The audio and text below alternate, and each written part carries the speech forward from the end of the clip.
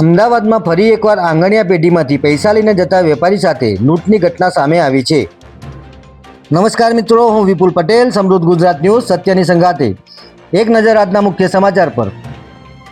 અમદાવાદમાં ફરી એકવાર આંગણિયા પેઢીમાંથી પૈસા લઈને જતા વેપારી સાથે લૂંટની ઘટના સામે આવી છે। પ્રાપ્ત માહિતી અનુસાર સાબરમતીમાં રહેતા નારાયણદાસ બીનાની તેમનું ટુ વ્હીલર જ્યુપિટર લઈને દરિયાપુર ખાતે મિત્રને મળવા ગયા હતા। આ દરમિયાન એક વેપારીને 18 લાખ ધંધાના આપવાના હોવાથી તેઓ નવરંગપુરા ખાતે આવેલા ઈશ્વર સોમાન નામની આંગણિયા પેઢીમાં ગયા હતા, જ્યાં તેમના વેપારના 21,36,000 રૂપિયા આવ્યા હતા।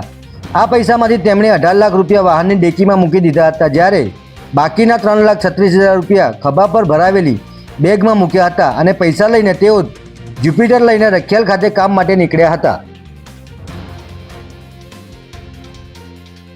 આ વેપારી સાંજે 5:15 વાગ્યાની આસપાસ સરસપુર વંદે માતરમ પાર્ટી પ્લોટ પાસે પહોંચ્યા ત્યારે એક અજાણ્યા બાઇક ચાલકે વેપારીને રોકીને બાઇક બરાબર ચલાવવા માટે કહ્યું હતું, જે બાદ તેમની સાથે ઝગઝગ કરીને બાઇક ચાલકે નારાયણદાસના જ્યુપિટરની વાહનની ચાવી કાઢીને થોડા આગળ લઈ જઈ રોડ પર ફેંકી દીધી હતી, જેથી તેઓ ચાવી લેવા ગયા ત્યારે તેમના જ્યુપિટરની ડેકી ખોલીને એક્સેસ પર આવેલા બે શખ્સોએ ડેકીમાંથી 18 લાખ રૂપિયા ભરેલી બેગ લઈને ફરાર થઈ ગયા હતા।